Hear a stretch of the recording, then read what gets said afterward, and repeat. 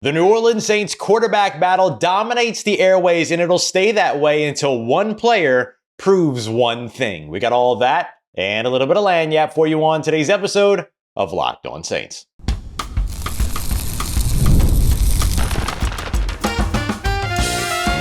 You are Locked On Saints, your daily New Orleans Saints podcast. Part of the Locked On Podcast Network, your team every day.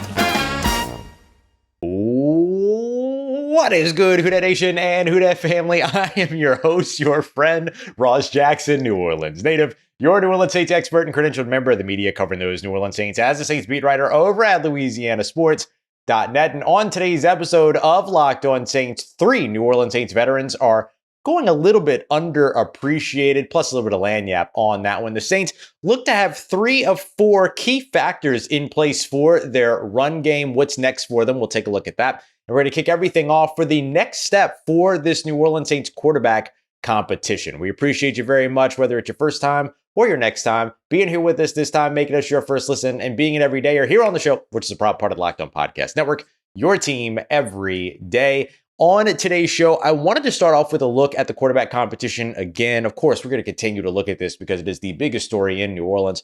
Spencer Rattler versus Tyler Shough. Who's going to be the starting quarterback? All of that. But I think there's one specific thing that's truly going to separate these guys. And I'm not talking about what separates them now, but what's going to separate them by the time that this decision is made, training camp, preseason, whatever it is. And it's going to come down to consistency. I think that's going to be the big sort of deciding factor between these two players. Who's going to be able to run the operation consistently, get in and out of the huddle, make sure everybody is clear, knows what it is they need to do when they get to the line of scrimmage, everyone's on the same page. The consistency in terms of making the checks, identifying where pressure could be coming from, potentially changing plays if they've got 2 calls in there or need to audible out of something based on a defensive look. Consistency in being able to read that defense and make the right decision based on it. Consistency in getting the ball out quickly. It's all about consistency, right? You can do each of those things once in 60 snaps and you're going to lose a football game. But if you do those things in 58 of 60 snaps, you give your team a better chance. You see what I'm saying? And so for me, it's going to be all about, by the time that this process is all said and done, which is this off-season process, OTAs, mandatory minicamp, training camp, potential joint practices, I expect we'll see them with the Chargers before that first preseason game. Those preseason games themselves, that all of that is going to give Kellen Moore, Doug Nussmeier, Scott Tolzien, and anybody else that's making the decision about who the starting quarterback is going to be. It's going to give them all the fodder that they need, all the reps, all the snaps. The entire story plays out from beginning to end until a quarterback is selected. And as we highlighted on yesterday's show, that whether it's Spencer Rattler or it's Tyler Shough, these guys play for the same team, right? They're all trying to win for the same jersey. They're all trying to win for the same fans. And so really the biggest thing shouldn't be who's drafted higher, who's got more experience, who's older, who's younger. Really shouldn't be about any of those things. It's who's the better option for the team. And I think a big part of deciphering who the better option for the team is going to be is going to come down to consistency. And so when we talk about this first OTA practice, for instance, Spencer Rattler was great. I mean, he was quick, decisive, got the ball out quickly, good ball placement, good decision making, got in and out of huddles quickly, easily. Everybody knew what they were doing, all that, completed 8 of 8 of his passes. You go to Tyler Shough, he looked good, a little bit more timid, but good ball placement, great ball down the right sideline on this big play to Rashid Shaheed that definitely would have been a big touchdown. Completed 6 or 7 of his 8 passes. But the thing that I highlight here isn't the 6 passes or the 7 passes that Tyler Shough might have completed. It's not the 8 passes that Spencer Rattler completed. It's the 8 passes that each of them threw. That's it. That's all we got to see. In 7-on-7s was 8 passes each. It's too early to be crowning a winner or anything like that. And so the Saints have to see this entire thing play out. When a decision is made on a starting quarterback in, let's say, the preseason or something like that, after a couple of preseason games or after the first preseason game, whatever it takes, no one's going to be looking back and going, yeah, but Spencer Rattler completed 8 of 8 of his passes in the first OTA practice. And on the same vein, no one's going to be looking and going, yeah, but Tyler Shough had a beautiful pass down the right sideline to Rashid Shaheed on a sluggo on a pump and go that went for a touchdown more than likely in 7-on-7s in the first OTA practice. Like, people aren't going to be highlighting those things by the time that rolls around, because those things in a vacuum aren't going to be what makes the decision. It's going to be the entire story from beginning to end. And so what we're looking at is the consistency in all of it. Completing 8 of 8 of your passes every single time you go into 7-on-7s is the better option than completing 8 of 8 of your passes once, right? Or even completing 6 to 8 of your 8 7-on-7, reps multiple times is better than doing it just once and then completing 5 or fewer the rest of the time. You see what I'm saying? And so I'm trying to like over exaggerate some of these things just to kind of make it pretty clear about what I'm getting at here. And so consistency and being the model of has to be the big thing. And there are reasons for both of these quarterbacks to be expected to be able to show consistency, right? We've talked and heard all about the maturity of Tyler Shough, and it's all there. Like, he's somebody that understands the game, that has been around the game for a while, knows how to operate, knows how to do all these other things. But in the same vein, Spencer Rattler's taken 600 more snaps than Tyler Shough in college and has taken more snaps in the NFL. He's attempted 320 plus more passes than Tyler Shough in college and has taken more passing attempts during his time here in the NFL, obviously, right? With being a second-year guy as opposed to a rookie. And so is it the experience? Is it the maturity? Is it the length of time around the game? Like, all of these things are going to factor in. And each player has a benefit in their corner each time that you go through a different level of the criteria. And so what's going to be most important is looking from beginning to end, who has been the most consistent quarterback. And with that, this team should be in position to make the best selection. And the good news is that you're making this selection with the guys that they're going to be taking snaps with in 2025, right? Like, this, one of the biggest kind of detriments for a guy like Spencer Rattler last year, just for instance, is that he was taking snaps with players that he didn't practice with, or that he did practice with, but then didn't practice with, and then did practice with again. Like, there was so much inconsistency around the team at the quarterback position, along with the inconsistency at quarterback. Derek Carr for a little while, Spencer Rattler for a little while, Jake Haener for a moment, Spencer Rattler for a little while. I mean, Derek Carr again for a little while, Spencer Rattler for a little while. Like, all of this kind of mixing and matching and everything that they had to do, you're not dealing with any of that. Like, these guys are all getting the opportunity to actually prepare to be the starting quarterback as they move into the season. And then ideally are given the opportunity to prepare to be the starting quarterback each week. They're not doing this weird thing that Dennis Allen did to where they said, well, we won't make a decision until Friday about who the starting quarterback is. I take you all the way back to April, early April, when we talked with Kellen Moore at the annual league meetings, the owners' meetings. And one of the things that I asked him about was, this at the time, we were still expecting Derek Carr to be the quarterback, right? So one of the things that I asked him was, how clear do you want the QB2 position to be and everything? And he said that was a position that he wanted to have solidified before they walked into the season. That way there's no questions. Like, those guys need to know what they're doing. I imagine he's going to want to do the same thing with the QB1 spot, right? Like, it's, again, a lot of what you're going to hear me talk about for the rest of this offseason is the common sense practices of this coaching staff. And that is one of those common sense practices that unfortunately wasn't so common sense beforehand. And so all of these pieces that we're talking about, consistency, who's the better quarterback, making the right decision, making the decision early enough, being consistent in that decision, all of these things are common sense practices that we're seeing from this coaching staff. And all of that, to me, is positive. It's good for the fans. It's good for the team. It's good for the young players on the team. And it's going to be great for the quarterback, whoever that quarterback is as well, or whoever those quarterbacks are that we see throughout 2025. Okay, coming up next, I want to go back to the run game for a minute. I think there are 4 key things you have to achieve in the run game, and the Saints so far have achieved 3, with the other one kind of hanging in the balance. Let's dive into that next as we continue on with today's episode of Locked On Saints, part of Locked On Podcast Network, your team every day. Today's episode of Locked On Saints is brought to you by friends over at Monarch Money. You ever check your bank account and wonder where all your money has gone, whether it's because of subscriptions that you've forgotten about, or you're just not really keeping up with the budgeting sometimes, or, look, prices are getting higher. How are you tracking all that? How are you keeping control of all of that spending? Well, that's where Monarch Money comes in. It's an all-in-one destination to help you with your wealth management. So you're not just managing your money, but you're building your wealth at the same time. Everything from investments to budgeting to spending tracking to a ton of other things that you can do all in one app. So you don't have to have like 6 different apps. They've also got easy collaboration in case you're managing accounts with other people within your family, within your business, all of that. You can all stay on the same page without the stress thanks to Monarch Money. Take control of your finances today with Monarch Money. Use promo code LOCKEDONNFL over at monarchmoney.com for 50% off of your first year. That's monarchmoney.com, code LOCKEDONNFL for half off your first year.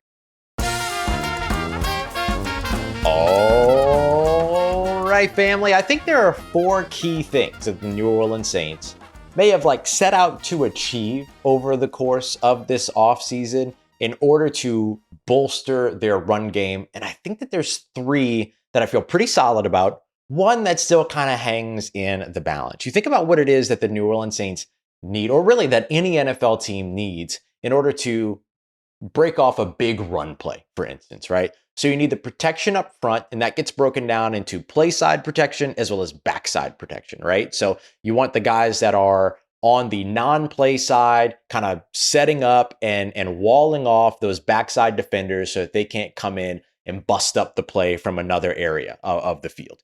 Then you want those front side blockers that are going to be those fearsome guys that get out in front, climb to the second and third levels where they can, all that. I think the Saints have a good blend of both of those mentalities all along their offensive line, especially if Trevor Penning is playing left guard.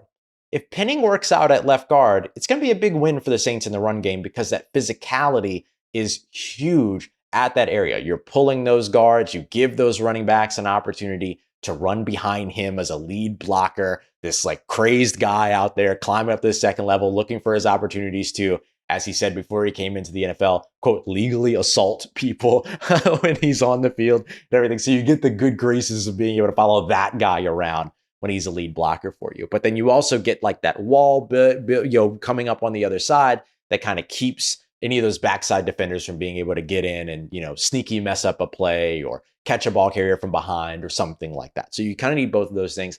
I like what the Saints are doing with their offensive line. I like the addition of Kelvin Banks Jr. and keeping him at his natural collegiate position. I like Taliesin Fuanga back at his natural collegiate position at right tackle. I love the idea of moving Trevor Penning in and giving the former first-round pick another opportunity to work out at another position. He's already shown you the coachability of being able to go from one side to the other. Now let's see what happens if he gets to the interior. So if he holds on to that spot, could be a lot of fun.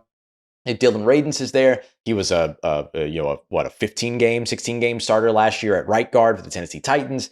Probably feel pretty good about him at left guard too. So, we'll see which way it goes. But the addressing of starting the process of building the offensive line, probably not a finished product. We'll see. But starting the process, they're underway there. So that's one box checked.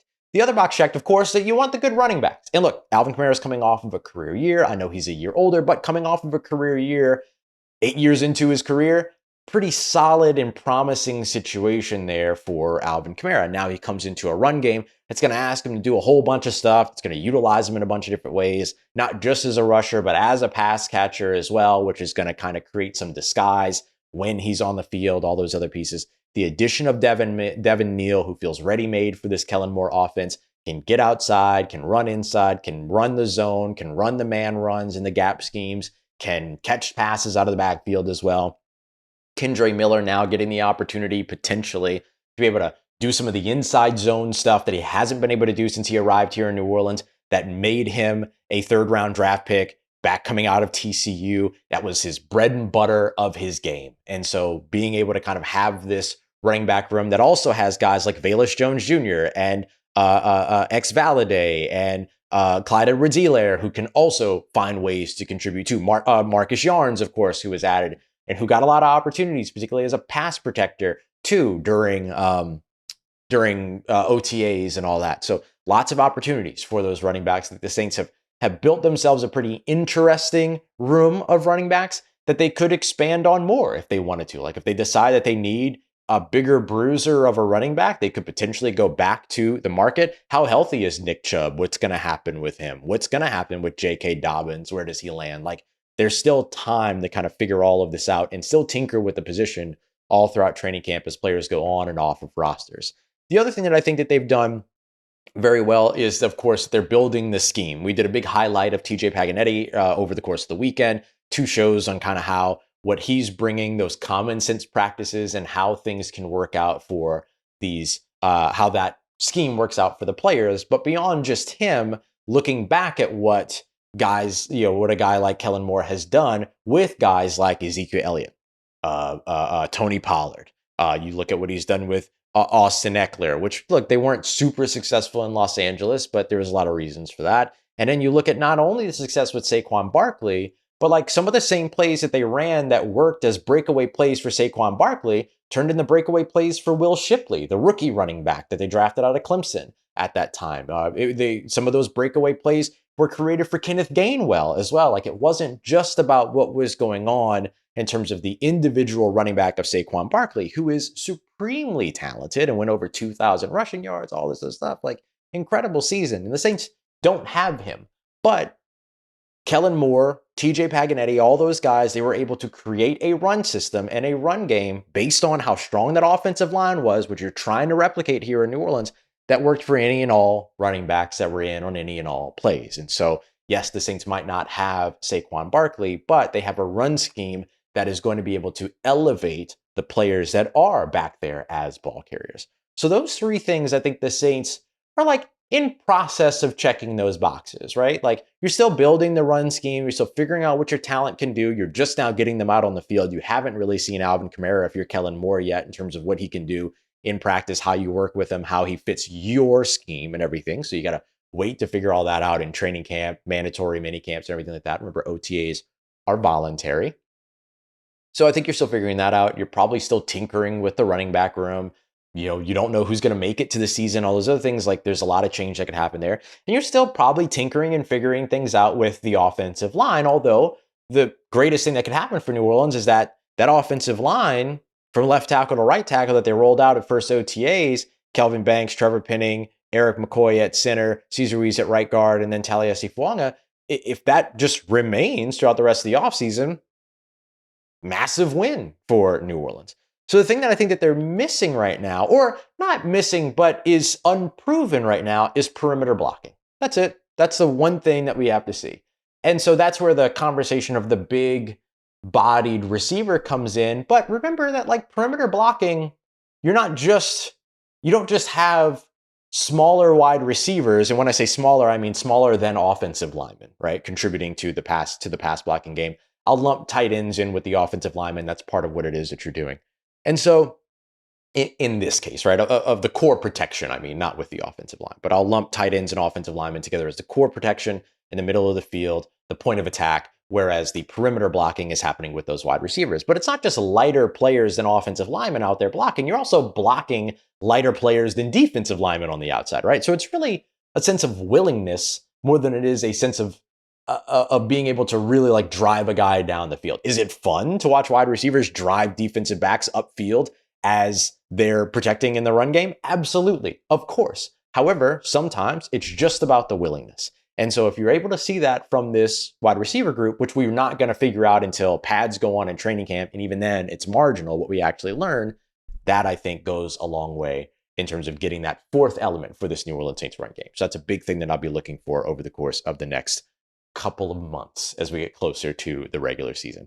Coming up next, I've got 3 underappreciated veterans that can contribute in their own ways here in 2025. We got that coming up for you next. We continue on with today's episode of Locked On Saints, part of Locked On Podcast Network, your team every day.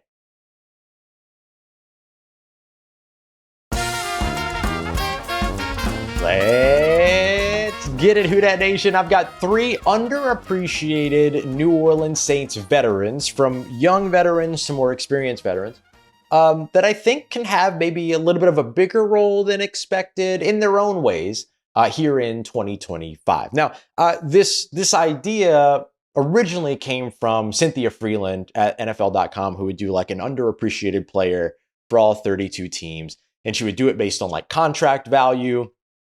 She's been on the show before. We talked about Pete Werner years ago when he was kind of on that rookie contract still and everything. He was kind of going into his 2nd or 3rd year at the time.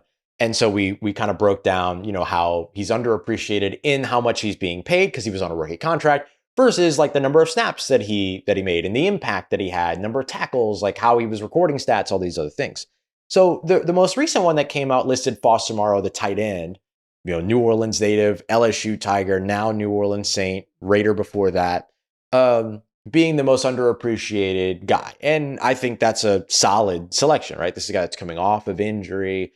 People aren't going to really get a look at him until training camp. And so he has the risk of kind of being quote unquote forgotten about amongst people that are wondering what's going to happen with New Orleans, particularly those outside of New Orleans or outside of the fan base, let me say.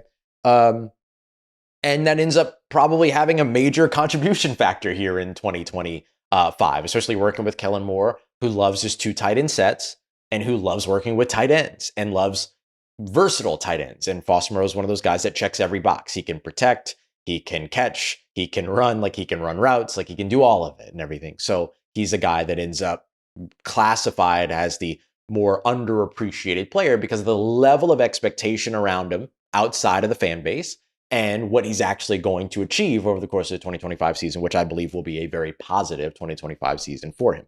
So building off of that, I wanted to bring 3 other players. So consider that a little bit of lagniappe. 3 other players that I highlighted are linebacker Nephi Sewell, offensive lineman Landon Young, and then defensive tackle Khalen Saunders. These are 3 players that I want to highlight. I was actually really close to putting Cam Jordan on this list too, because I think he's being a little underappreciated right now. Going into year 15, a lot of people are writing him off and everything. And just watching him in OTAs, like there is so much joy for him in this game. He's running around, he's having an impact, he's getting shout outs in the coaching staff, all those other things. But I think overall, it's tough to underappreciate a Cam Jordan. I felt that if I called Cam Jordan underappreciated, I would actually be insulting the fan base, saying that they don't appreciate him enough, which is not true. Everyone appreciates Cam Jordan, even if the expectations are different now than years where he was racking up like 17 and a half sacks and all those other things. So I did keep him off the list because I do think there is definitely an appreciation for him in terms of what he does elsewhere, but or what he does at all, like period. And so when I looked at the other underappreciated guys, I went with the 3 players that I chose because they're players that are either about to step into a larger role, contribute in ways that are away from the field, or are players that last year were being looked at as those that might not even make the roster and now have like a more consistent role that might be carved out for them. More specifically, in terms of that last definition, is Khalen Saunders. There was a lot of chatter about Khalen Saunders before the season began last year in 2024, that he might not make the roster, that he would be a surprise cut, all these other things. Going into this year, there were a lot of conversations about him potentially being cut as well because of the money that it would have saved New Orleans. And instead, they ended up actually restructuring his deal, reworking his deal in a way that kept him around here for 2025. And so why? And I think one of the big reasons why is because of 2 ways that he contributes to you. First of all, this new defensive system, it fits Khalen Saunders. Khalen Saunders is an aggressive, very athletic defensive tackle that's got a big body. And so everybody looks at him as this run plugger and everything like that. But he has sort of these nimble feet, and he has the ability to be able to contribute as a pass rusher as well. And so because of that, this new system that's going to put him in a bunch of different situations, I think is going to be really, really solid for him. So I think he has a little bit of a boost in terms of opportunity to be able to contribute under Brandon Staley, and with a much better defensive line coach in Bo Davis, which is who he would be working with, not Jay Rodgers, since Jay Rodgers worked with the edges guys or the edge guys. But I think that you get a guy in Khalen Saunders with somebody like Bo Davis, and man, there's a lot of potential there. And you get him in a system that will move him around, play him to his strengths, let him be that nose tackle sometimes, bounce out to being a 3-4 defensive end sometimes, let him be one of a 2 down lineman set in other cases. Like there's a lot of things that you can do with him. And so I think there's that opportunity for him that maybe bolsters it up and takes him from being underappreciated to impactful, right? And typically when I'm saying underappreciated, I mean outside of the fan base. I think the fans do appreciate Khalen Saunders. There's no doubt about it. The other thing with Khalen is that his impact happens elsewhere too. Like you just kind of get the vibe from him that he is that voice on the defense, right? He's one of the big voices on the defense, constantly like challenging teammates, celebrating teammates, all those other things. So I put him in that category there as well. Along that same lines is where I have Landon Young. Landon Young's not going to, be one of the top 5 starting offensive linemen on this makeup of the offensive line if everybody's healthy. However, he does help to give you a solid 1 through 8 when it comes to the Saints offensive line group. I think Will Clapp is in there. I think you get your 5 starters. I think Landon Young's in there. Will Clapp's in there. I think Dylan Radins is in there. Then you have other guys that are looking to prove themselves some more. Kyle Hergel, Nick Saldiveri. You've got new additions like Easton Kilty, who I think was a steal as an undrafted free agent. But one of the things that I think that Landon Young does is, first of all, can play tackle and guard now on either side. Very, very, very helpful to have as a backup. The other thing is that he's one of the smartest guys on the team. And so he makes people around him smarter. And so I think that has a big value as well.